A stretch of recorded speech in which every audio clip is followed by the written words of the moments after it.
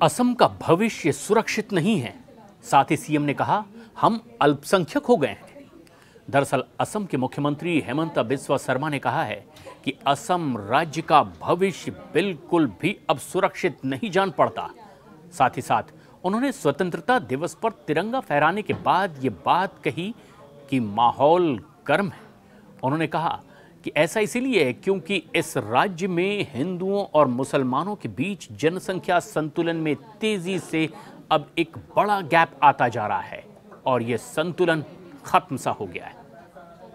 प्रदेश के मुख्यमंत्री हेमंत बिस्वा शर्मा ने कहा है कि अब असम के मूल निवासी डिफेंसिव मोड पर चले गए हैं। उनका कहना है कि असम में 12-13 जिलों में तो हिंदू अल्पसंख्यक हो चुके हैं। उन्होंने कहा कि असम का भविष्य हमारे लिए सुरक्षित नजर नहीं आता। पूरे स्टेट में हिंदू मुस्लिम जनसंख्या का संतुलन तेजी से खत्म होता चला जा रहा है।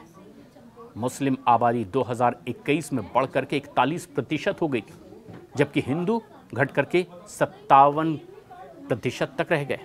बाकी के ईसाई और दूसरे समुदाय के लोग हैं। एक खास बात और कही गई, परिवार नियोजन नियमों का पालन किया जाए। असम के मुख्यमंत्री हेमंत बिस्वा शर्मा ने यहां एक बात और खास तौर पर कही, आधिकारिक भाषण में कही।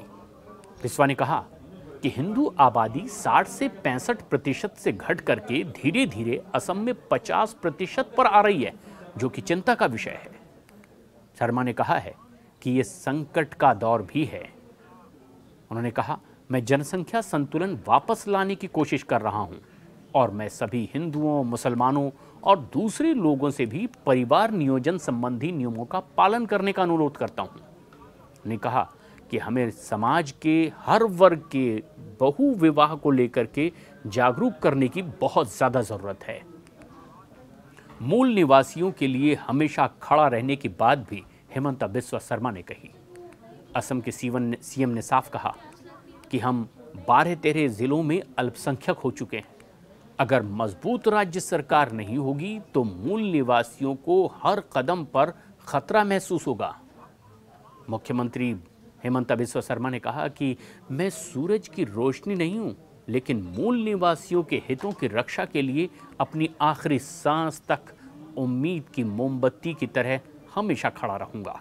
एक बार फिर से हेमंत बिस्वा शर्मा ने अपने प्रदेश असम में हिंदू मुस्लिमों की जनसंख्या में लगातार हो रहे असंतुलन को लेकर के एक बार फिर बात कही, लेकिन खास बात यह है कि ये बात उन्होंने स्वतंत्रता दिवस के मौके पर कही और राष्ट्र को एक तरह से अपने प्रदेश के हालात के बारे में चिंतित करवाया, अवगत करवाया।